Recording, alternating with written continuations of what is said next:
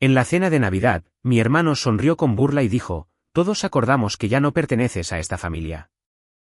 Todos aplaudieron. Yo solo dije, bien. Eso hace esto más fácil. Luego puse una carpeta sobre la mesa. En el momento en que mi hermano leyó la primera página, comenzó a gritar. Mi nombre es Claire Bennett. Tengo 33 años. Y en la noche de Navidad, aprendí que una familia puede sonreírte mientras sostiene el cuchillo a sus espaldas. Estaba sentada en la mesa del comedor con un vaso de papel con ponche de huevo en mi mano, tratando de ignorar la forma en que todos seguían mirándome como si estuvieran esperando que comenzara un espectáculo. Luego, mi hermano se puso de pie, golpeó su copa con un tenedor y me dio la misma pequeña sonrisa arrogante que siempre usaba cuando pensaba que ya había ganado. Dijo que lo habían hablado, todos ellos, y habían decidido que yo ya no pertenecía a esta familia. Dijo que yo era egoísta, fría, demasiado orgullosa, demasiado exitosa como para preocuparme por alguien más que por mí misma. Dijo que había pasado años actuando como si fuera mejor que ellos. Luego miró alrededor de la mesa y preguntó si todos estaban de acuerdo. Uno por uno, asintieron. Algunos de ellos aplaudieron. Alguien realmente se rió. Mis propios padres no me defendieron. Simplemente se quedaron allí sentados dejando que sucediera. Como si mi humillación fuera otra tradición navideña. Miré a cada rostro alrededor de esa mesa y por primera vez en años, no sentí la necesidad de explicarme. Solo sonreí y dije, bien. Eso hace esto más fácil. Luego metí la mano en mi bolso, saqué una gruesa carpeta de color burdeos y la coloqué justo entre el pastel de calabaza y las copas de vino medio vacías. La habitación se quedó en silencio tan rápido que casi pareció ensayado. Mi hermano preguntó qué era. La deslicé hacia él y le dije, ábrela. Se rió como si yo estuviera mintiendo, pero cuando pasó la primera página, su rostro cambió. No lentamente, al instante. El color desapareció de él. Sus manos comenzaron a temblar y un segundo después gritó tan fuerte que a alguien se le cayó un plato en la cocina. Antes de decirles qué había en esa primera página, díganme desde dónde están mirando y cómo está el clima allí esta noche. Solo quiero saber qué tan lejos viaja esta historia de Navidad. Porque para cuando esa carpeta se terminó, nadie en esa mesa estaba celebrando ya. El grito de mi hermano no sonó a ira al principio. Sonó a pánico. El tipo de pánico que la gente siente cuando el suelo desaparece debajo de ellos y se dan cuenta de que no hay una forma elegante de caer. Su silla raspó hacia atrás tan fuerte que golpeó la pared detrás de él. Su esposa alcanzó su brazo, preguntando qué pasaba, pero él cerró la carpeta de un golpe antes de que ella pudiera ver la página. Fue entonces cuando supe que la primera página había hecho exactamente lo que se suponía que debía hacer. No era una foto. No era un insulto cruel. Era una copia impresa y limpia de una solicitud de préstamo por $58.000 enviada 3 semanas antes a un banco en Denver con mi nombre listado como garante financiero. Mi nombre legal completo, mi fecha de nacimiento, una antigua dirección que no había usado en años. Y justo debajo, una firma que se suponía que era mía, excepto que yo nunca la había firmado. Ni siquiera la había visto hasta que el departamento de fraudes del banco me envió un correo electrónico con una advertencia después de que la solicitud fue marcada. Marcus, mi hermano mayor, me miró como si hubiera sacado un arma en la cena de Navidad. Pero no lo había hecho. Había sacado papel.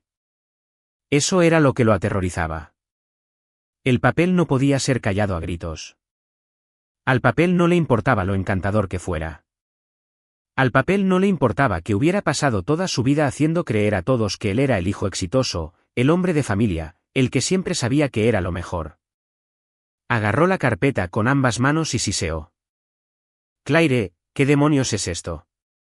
Yo dije, esa es una copia de la solicitud de préstamo a la que intentaste adjuntar mi nombre después de que te dije que no. Su esposa parpadeó hacia él. ¿Qué préstamo? Marcus se volvió hacia ella demasiado rápido. Ahora no, Megan. Pero Megan ya estaba estirando la mano a través de la mesa. Déjame verla. Él acercó la carpeta a su pecho como un niño escondiendo dulces robados. Yo dije, deberías dejar que la lea. Después de todo, todos querían la verdad al descubierto esta noche. La habitación se quedó tan quieta que pude escuchar el hielo derritiéndose en la copa de alguien. Mi padre se aclaró la garganta y dijo, tal vez todos deberíamos calmarnos. Lo miré y sonreí sin calidez. Gracioso. Nadie quería calmarse cuando me estaban echando de la familia con aplausos. Finalmente, Megan le arrebató la carpeta de las manos a Marcus. Él intentó recuperarla, pero ella se puso de pie y se alejó de él, pasando la primera página, luego la segunda. Su rostro cambió más lentamente que el de él, pero peor. Primero confusión, luego incredulidad, luego algo que parecía dolor endureciéndose hasta convertirse en rabia. Miró la solicitud de préstamo, luego el correo electrónico del banco, luego la captura de pantalla de Marcus enviándome un mensaje de texto. No actúes de manera dramática. Es solo papeleo. Las familias se ayudan entre sí. Megan susurró. Me dijiste que Claire se ofreció a ayudar. Marcus no dijo nada. Ella pasó otra página. Esta mostraba un cargo de un hotel en Aspen marcado como entretenimiento de clientes en una hoja de cálculo de gastos comerciales. A su lado había una captura de pantalla de un mensaje de una mujer llamada Vanessa, diciendo que extrañaba despertar junto a él. La mano de Megan voló a su boca. Alguien jadeó. Mi madre se levantó a medias de su silla y susurró, Claire, ¿por qué traerías eso aquí? La miré. Porque él me trajo aquí para ser humillada. Yo solo traje los recibos.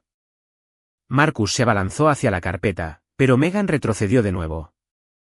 Sus ojos estaban húmedos ahora, pero su voz era afilada. Dijiste que lo de Aspen era una conferencia del concesionario. Él se puso rojo y gritó, esto es privado. Yo dije, también lo fue cada transferencia bancaria que hice para evitar que esta familia colapsara. También lo fue cada llamada a altas horas de la noche pidiéndome que arreglara otro desastre. También lo fue cada insulto que hiciste a mis espaldas mientras gastabas mi dinero. Pero la privacidad solo parece importar cuando te protege a ti. Marcus me señaló con sus dedos temblando. Estás loca. Mantuviste registro sobre tu propia familia. Me recosté en mi silla. No, Marcus. Mantuve registros sobre personas que seguían llamándose familia mientras me trataban como un fondo de emergencia con pulso. Su esposa siguió leyendo. Mi tía miraba fijamente la mesa. Mis primos ya no me miraban a los ojos.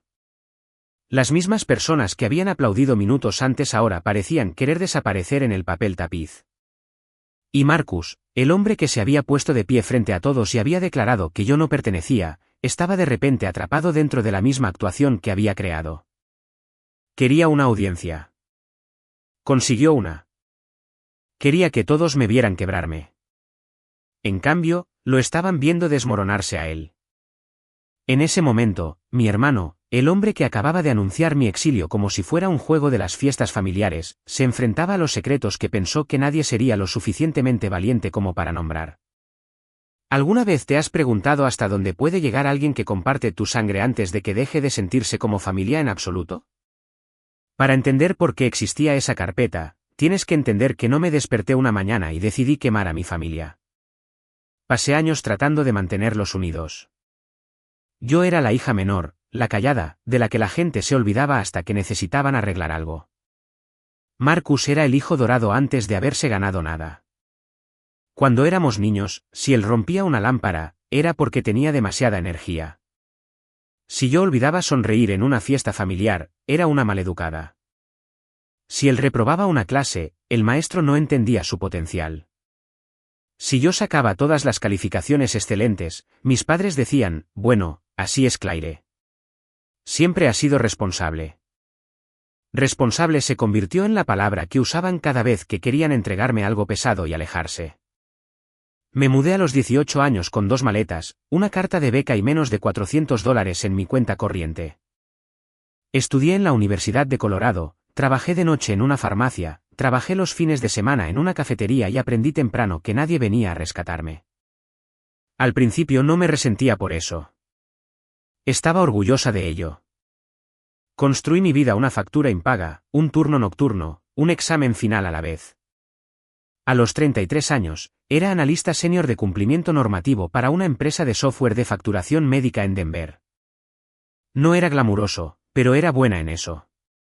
Sabía cómo leer formularios. Sabía cómo detectar números faltantes, fechas falsas, firmas alteradas, cargos extraños y las pequeñas mentiras que la gente piensa que nadie notará.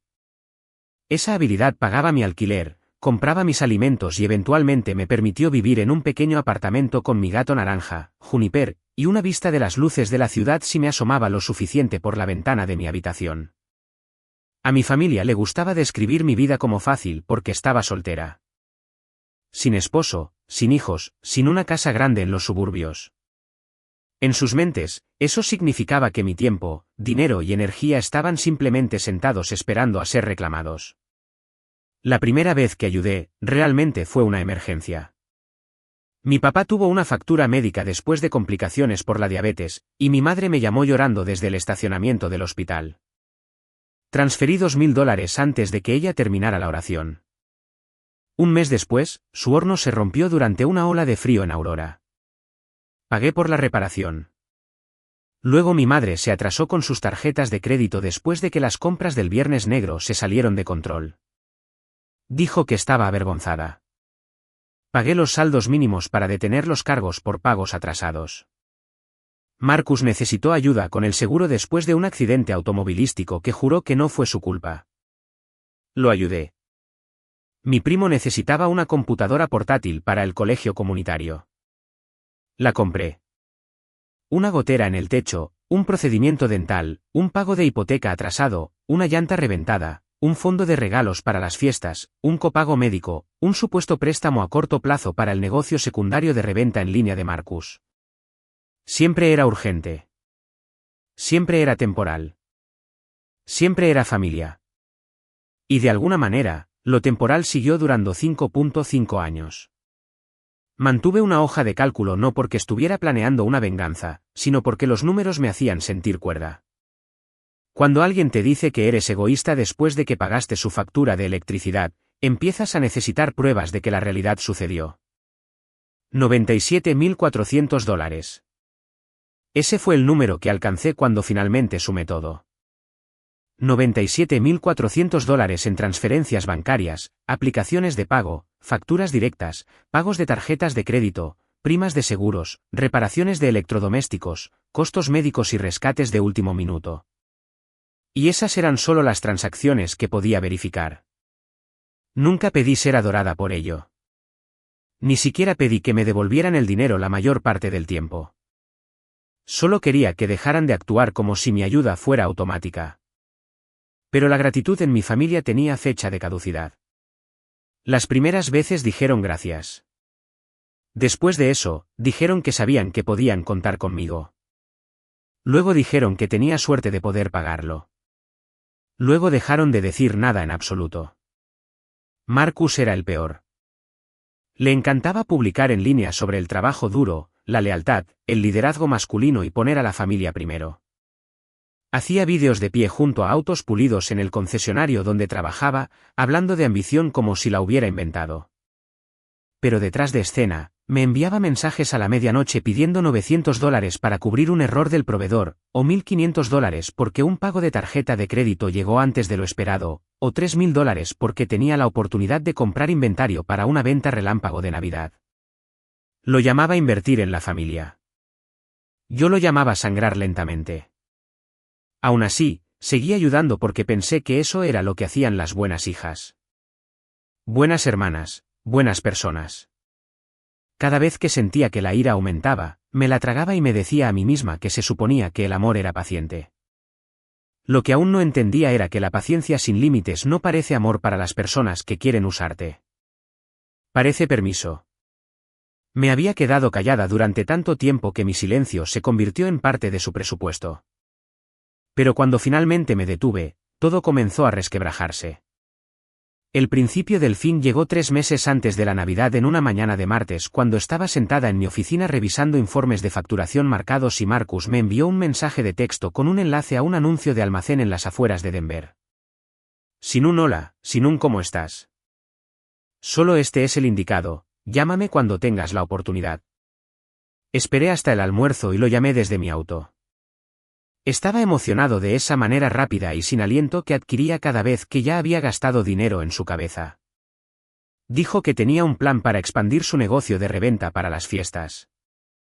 Almacenar aparatos electrónicos, accesorios para automóviles, zapatillas de edición limitada, paquetes de regalo de lujo, todas las cosas que la gente compra con pánico en línea entre el Viernes Negro y la víspera de Navidad. Dijo que el trabajo en el concesionario estaba bien, pero que estaba construyendo algo más grande. Luego me dijo que necesitaba un préstamo comercial de $58.000 y necesitaba que yo fuera codeudora porque mi crédito era más fuerte. Dije que no antes de que terminara de explicar. Ni un tal vez, ni un déjame pensarlo. No. Hubo silencio en la línea y luego se rió como si yo hubiera hecho una broma. Vamos, Claire. Dije, hablo en serio. No voy a firmar nada. Me dijo que estaba siendo dramática. Le pedí que me enviara el papeleo. Dudó. Esa fue la primera señal de advertencia.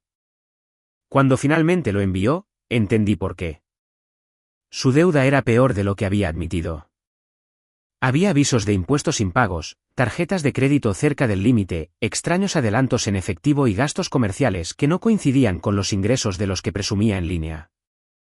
También había cargos marcados como comidas de clientes que parecían sospechosamente fines de semana personales. Le dije que no podía adjuntar mi nombre a eso.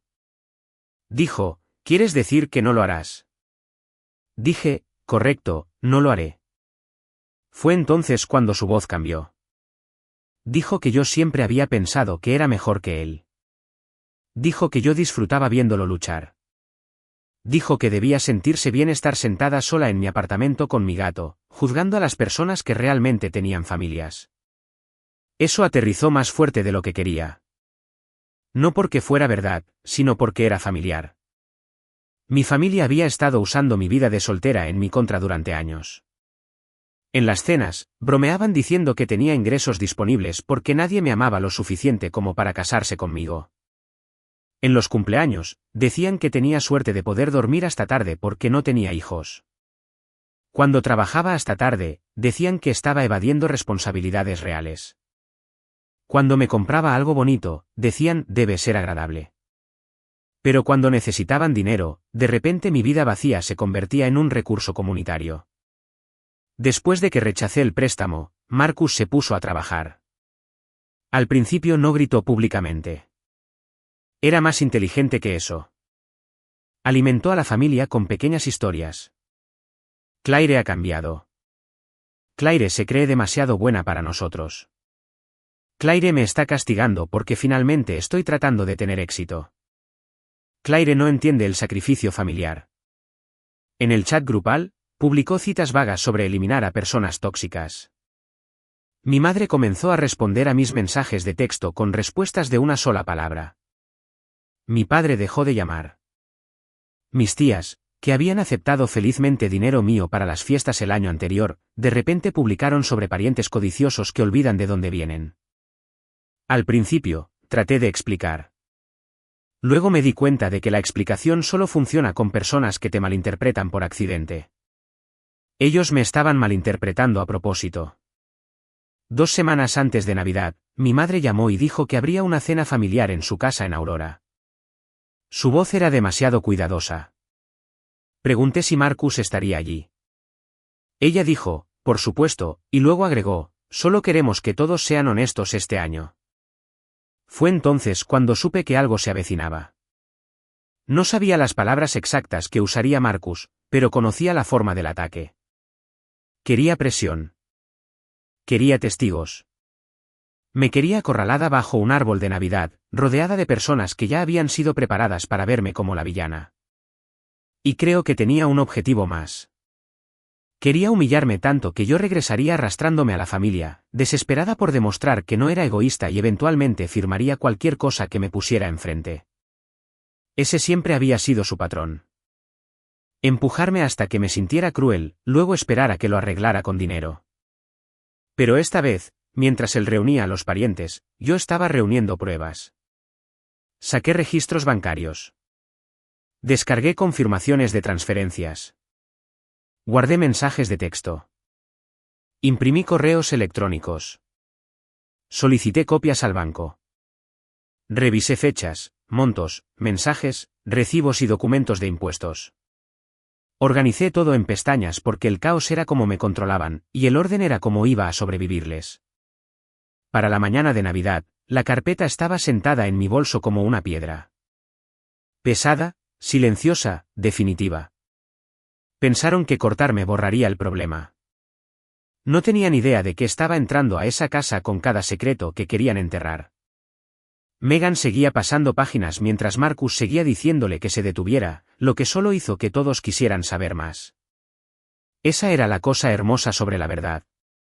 Una vez que recibía un poco de aire, no volvía silenciosamente a la oscuridad. La carpeta tenía 6 secciones, cada una etiquetada con letras negras simples porque no quería que nadie fingiera que estaba confundido. La primera pestaña era el rastro del dinero. Mostraba cada pago verificado que había hecho para la familia durante 5 años. $97.400. No suposiciones, no emociones, fechas, montos, destinatarios y motivos. 2.800 para el saldo del hospital de mi padre. 4.100 para el horno, 12.000 en pagos de tarjetas de crédito para mi madre después de 3 temporadas de compras navideñas que ella llamó estresantes. 800 para la reparación del auto de mi tía. 1.600 para la computadora portátil y los libros de la escuela de mi primo. 7.000 en transferencias dispersas a Marcus etiquetadas como inventario, seguro, reembolso a cliente, puente rápido, asunto de impuestos, emergencia y mi favorita personal, temporal. Nada en mi familia era más permanente que un préstamo temporal. La segunda pestaña eran las solicitudes. Capturas de pantalla de mensajes llenaban las páginas. ¿Puedes cubrir esto hasta el viernes? Por favor, no se lo digas a papá. Te juro que te lo devolveré. Sabes que Marcus está bajo presión. No tienes hijos, así que no entiendes lo cara que es la vida. Un mensaje de mi madre decía, eres la única que puede salvar la Navidad este año. Otro de Marcus decía, no me hagas suplicar. Se ve mal. Me había quedado mirando esa línea durante mucho tiempo cuando la imprimí. No tenía ningún problema en hacerme pagar, pero odiaba tener que pedir. La tercera pestaña eran las mentiras. Ahí fue donde la habitación comenzó a volverse en su contra. Tenía capturas de pantalla de un hilo privado en redes sociales que alguien me había enviado meses antes, porque incluso a las personas a las que no les agradas a veces les desagrada ser parte de una mentira. Marcus me había llamado una pequeña cuenta bancaria solitaria. Escribió que me gustaba sentirme necesitada porque no tenía esposo. Dijo que, si la familia jugaba bien sus cartas, yo me derrumbaría y ayudaría porque siempre lo hacía. Mi tía Patricia se tapó la boca cuando leyó esa línea. Tal vez porque había comentado con emojis de risa debajo de ella. Mi prima Kylie se quedó mirando el suelo. Era una de las personas que había aplaudido cuando Marcus dijo que yo ya no era familia. También había usado la computadora portátil que le compré para terminar sus prerequisitos de enfermería. La cuarta pestaña era el fraude del préstamo. Ese era el que más temía Marcus. Incluía la solicitud bancaria marcada, la firma falsificada, el correo electrónico del banco pidiéndome que confirmara si había autorizado mi nombre y mi respuesta por escrito diciendo que no lo había hecho. Mi padre finalmente levantó la vista y dijo, Marcus, dime que eso no es lo que parece. Marcus espetó, mantente al margen. Esa respuesta fue peor que una confesión. La quinta pestaña eran problemas de impuestos. No incluí nada ilegal que no pudiera respaldar, solo los documentos que tenía, gastos comerciales que no coincidían con la actividad comercial, cargos personales disfrazados de entretenimiento para clientes, una gran deducción vinculada a un inventario que, según el correo electrónico del proveedor, nunca se había comprado. Dije con calma, no soy el servicio de impuestos internos, pero si encontré el patrón en un fin de semana, alguien cuyo trabajo es buscar encontrará más. Marcus parecía como si quisiera vomitar. Luego Megan llegó a la sexta pestaña. Aspen. La primera página era un recibo de hotel. La segunda era un cargo de restaurante. La tercera era una captura de pantalla de un mensaje de Vanessa que decía, la próxima vez, dile que la conferencia es más larga. Megan dejó de respirar por un segundo. Lo vi. Todos lo vieron.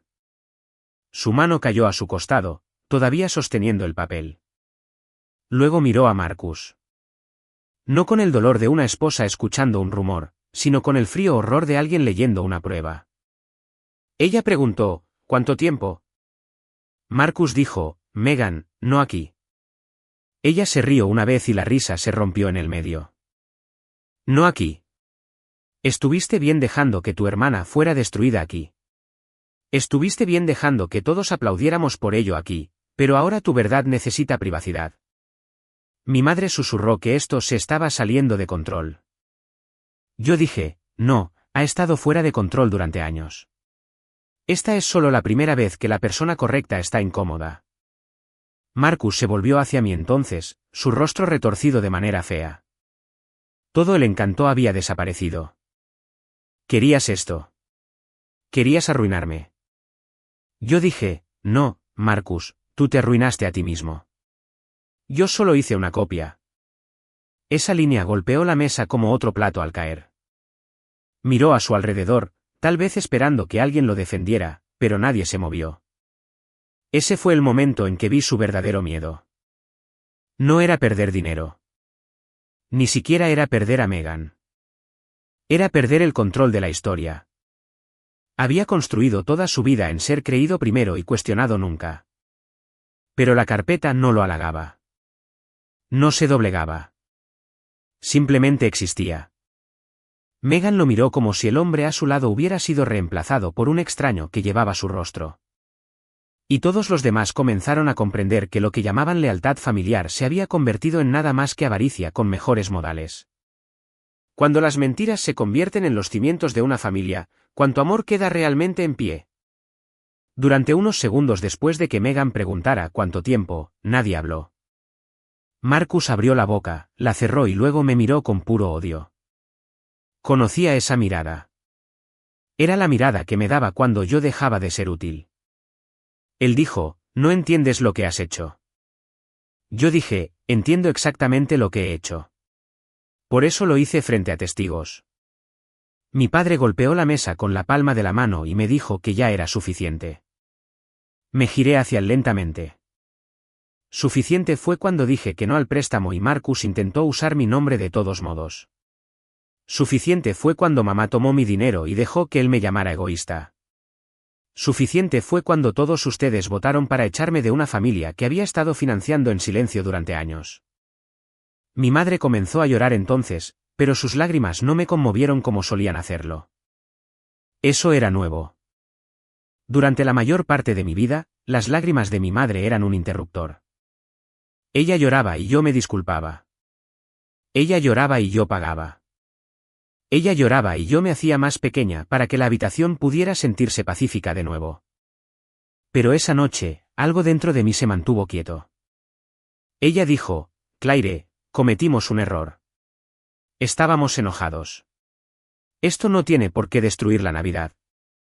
Miré la mesa, el pastel que nadie estaba comiendo, las copas de vino, las bolsas de regalos escondidas debajo del árbol, todas las decoraciones que se suponía debían hacer que la crueldad pareciera acogedora. Luego dije, tienes razón. Esto no tiene por qué destruir la Navidad. Solo tiene que terminar mi parte en ella. Metí la mano en mi bolso de nuevo y saqué un segundo sobre. Marcus realmente se estremeció. Esa podría haber sido la cosa más satisfactoria que vi en toda la noche. Mi tía June susurró, ¿qué es eso? Lo coloqué sobre la mesa y lo deslicé hacia mis padres. Esto no es evidencia, dije. Esto es un aviso. Mi padre lo abrió primero. Sus cejas se juntaron mientras leía. Mi madre se inclinó sobre su hombro y el llanto se detuvo casi al instante. Adentro había copias de los cambios que ya había hecho. Me había eliminado como contacto financiero de emergencia de mis padres. Había revocado la autorización médica limitada que mi madre me había convencido de firmar después de la estadía de mi padre en el hospital. Había cambiado el beneficiario de mi seguro de vida. Había eliminado cada método de pago guardado vinculado a las facturas familiares. Había alertado a mi banco y a las agencias de crédito sobre el posible uso indebido de mi información. Había congelado la pequeña transferencia automática que ingresaba a la cuenta de mis padres todos los meses, la que llamaban ayuda para la compra, a pesar de que la mitad del tiempo cubría los desastres de Marcus, y había enviado una declaración por escrito al banco diciendo que no autorizaba, respaldaba, garantizaba ni apoyaba ningún préstamo que involucrara a Marcus Bennett. Mi madre me miró como si la hubiera abofeteado. ¿Realmente nos harías esto? Dije, no, estoy haciendo esto por mí. Hay una diferencia. La voz de mi padre era baja y enojada. Después de todo lo que te dimos. Casi me río, pero no lo hice. Solo pregunté, ¿qué me dieron exactamente esta noche? Silencio. Marcus dijo que estaba siendo vengativa. Megan, que aún sostenía las páginas de Aspen, dijo, cállate, Marcus. Él la miró fijamente como si ella lo hubiera traicionado, lo cual era casi gracioso considerando lo que acababa de leer. Mi prima Kylie finalmente habló desde el final de la mesa. Claire, ¿realmente pagaste mis cosas de la escuela? La miré. Sí. Su rostro se arrugó. No lo sabía. Dije, sé que eso era parte del problema. Tomaron mi ayuda en privado. Luego dejaron que me odiaras en público. Esa oración hizo lo que los gritos no pudieron. Se movió a través de la habitación y se sentó sobre cada persona allí. Mi madre intentó una última vez. Su voz se suavizó en el tono que usaba cuando quería algo. Cariño, podemos hablar de esto mañana. Podemos arreglarlo. Todavía somos tu familia. Me puse de pie. Mis rodillas estaban firmes, lo que me sorprendió. Había imaginado este momento tantas veces y pensé que temblaría, lloraría, tal vez me disculparía por costumbre, pero me sentí clara, no feliz, no cruel, clara. Me puse el abrigo y me envolví la bufanda alrededor del cuello. Marcus dijo, si cruzas esa puerta. No regreses. Lo miré. Ese era el plan. Mi padre dijo mi nombre una vez, advirtiéndome. Mi madre susurró que le estaba rompiendo el corazón. Dije, no, te lo estoy devolviendo. Puedes hacer lo que quieras con él ahora, pero ya no puedes usar el mío. Luego miré a Marcus por última vez. No me cortaste esta noche. Solo anunciaste lo que ya habías hecho durante años. La diferencia es que ahora estoy de acuerdo. Les deseé una feliz Navidad, recogí mi bolso y caminé hacia la puerta principal. Detrás de mí, Megan comenzó a hacerle a Marcus preguntas que él no podía responder. Mi madre empezó a llorar de nuevo. Alguien le dijo a otra persona que se sentara. Se volcó un vaso. La casa que se había sentido tan cálida cuando entré, de repente sonaba como una habitación llena de extraños peleando por la cuenta después de que la persona que siempre pagaba se había ido. Afuera, la nieve caía en capas suaves y silenciosas. Salí del porche y no miré atrás. Por primera vez en toda la noche, podía respirar. ¿Alejarse fue egoísta o fue la cosa más valiente que había hecho por mí misma? La primera noche después de la cena de Navidad, mi teléfono permaneció en silencio. Creo que estaban demasiado sorprendidos como para buscarme de inmediato. El segundo día también estuvo tranquilo. Para el tercer día, la vieja máquina comenzó a funcionar de nuevo. Mi madre llamó 6 veces y dejó un mensaje de voz. Su voz era pequeña, herida, moldeada cuidadosamente para hacerme sentir como la cruel. Dijo, todos estábamos molestos, pero las familias dicen cosas que no sienten. No mencionó la votación. No mencionó los aplausos. No mencionó a Marcus intentando adjuntar mi nombre a un préstamo. Solo dijo que la Navidad estaba arruinada y que mi padre no podía dormir. Luego mi padre envió un mensaje de texto, dejaste claro tu punto. Llama a tu madre. Marcus me envió un mensaje desde un número que aún no había bloqueado. Estás orgullosa de ti misma. Megan se está quedando con su hermana. En mi trabajo están haciendo preguntas. Espero que haya valido la pena. Me quedé mirando ese mensaje durante mucho tiempo y sentí algo extraño. No culpa, no alegría, solo distancia. Como si estuviera leyendo sobre el clima en una ciudad en la que ya no vivía. Una semana después, Megan me envió un solo mensaje. Siento no haberlo visto antes. Todo en la carpeta era cierto. Estoy hablando con un abogado. Gracias por decir la verdad cuando nadie más lo haría. No sabía qué decir, así que simplemente escribí, espero que estés a salvo. Ella respondió, ahora lo estoy. Ese mensaje se quedó conmigo. Para Año Nuevo, las consecuencias habían comenzado a aterrizar donde pertenecían. El concesionario de Marcus lo puso bajo revisión interna después de que un cliente se quejara de una irregularidad financiera y alguien lo relacionara con el desastre del préstamo. Su negocio de reventa navideña en línea colapsó cuando los proveedores dejaron de extenderle crédito. Los vídeos pulidos desaparecieron de sus redes sociales. No más frases motivacionales. No más discursos sobre que la familia es lo primero. No más fotos junto a autos que no eran suyos. Megan solicitó la separación primero, luego el divorcio. Mis padres intentaron actuar como víctimas, pero sin mi ayuda mensual, sus finanzas mostraron la verdad rápidamente. La hipoteca estaba atrasada. Las tarjetas de crédito estaban peor de lo que sabía. Las emergencias nunca habían sido emergencias. Habían sido un estilo de vida construido sobre el silencio de otra persona. En enero, mi madre me envió una carta por correo, de 3 páginas. La primera página era arrepentimiento. La segunda era culpa. La tercera era una petición de dinero. Decía que solo necesitaban ayuda una vez más. Decía que la salud de mi padre era frágil. Decía que Marcus había perdido mucho. Decía que aún éramos sangre. Doblé la carta, me senté con ella durante unos minutos y me permití sentir el viejo tirón, el tirón de hija, el tirón de hermana, el tirón de buena chica, la parte de mi entrenada para arreglar todo antes de que alguien tuviera que disculparse. Luego caminé hacia la cocina y tiré la carta a la basura. Ese sonido, el papel golpeando la basura, se sintió más suave que la venganza y más fuerte que el perdón. Se sintió como la libertad. 2 meses después, acepté una transferencia a Seattle. La gente podría decir que huí, pero no se sintió así. Huir es lo que haces cuando el miedo te persigue. Yo estaba caminando hacia una vida donde el miedo ya no estaba invitado. Encontré un pequeño apartamento con luz matutina, suficiente espacio para que Juniper se sentara en cada ventana y vecinos que no conocían la historia de mi familia. Comencé terapia. Terapia real. No del tipo en el que vas una vez y dices que estás bien. Del tipo en el que admites que fuiste entrenada para confundir ser necesitada con ser amada. Me uní a un club de lectura. Tomé clases de yoga a pesar de que al principio era terrible. Aprendí a preparar la cena para uno sin sentirme sola. Dejé de saltar cada vez que mi teléfono zumbaba. Cambié contraseñas, actualicé contactos, congelé mi crédito y reconstruí mi presupuesto sin una categoría secreta de emergencias familiares.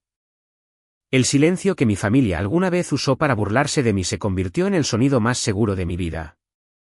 No me volví cruel. No dejé de preocuparme por las personas. Solo dejé de entregar fósforos a personas que seguían prendiendo fuego a mi paz. Esa es la lección que desearía que alguien me hubiera enseñado antes. Ayudar a la familia puede ser hermoso, pero la ayuda sin respeto se convierte en explotación. El amor no requiere que destruyas tu crédito, ignores tu salud, excuses mentiras o te mantengas disponible para personas que solo te llaman familia cuando necesitan acceso a tu billetera. Los límites no son castigos. Son instrucciones sobre cómo se puede entrar en tu vida. Y a veces, las personas que más se enojan con tus límites son las personas que más se beneficiaron cuando no tenías ninguno. Todavía pienso en esa mesa de Navidad a veces. Los aplausos, la carpeta, Marcus gritando cuando la primera página dijo la verdad, pero ya no lo reproduzco con vergüenza. Lo veo por lo que fue, la noche en que intentaron eliminarme de la familia y accidentalmente me liberaron del papel que me habían obligado a interpretar. La sangre puede conectar a las personas, pero no le da a nadie el derecho de secarte. Si protegerte a ti mismo te convierte en el villano en la historia de otra persona, déjalos que lo escriban de esa manera. Todavía se te permite elegir la paz. Todavía se te permite decir no. Todavía se te permite construir una vida donde la bondad no se use como una correa. Por primera vez en años, no estoy sobreviviendo a las personas que afirman amarme. Estoy viviendo más allá de ellos. Gracias por ser parte de esta historia y mirar hasta el final. Todo en este vídeo es ficticio y fue creado solo con fines de entretenimiento y educativos. Esperamos que te recuerde que la verdadera fuerza no se mide por cuánto falta de respeto puedes soportar, sino por el momento en que finalmente decides que mereces algo mejor.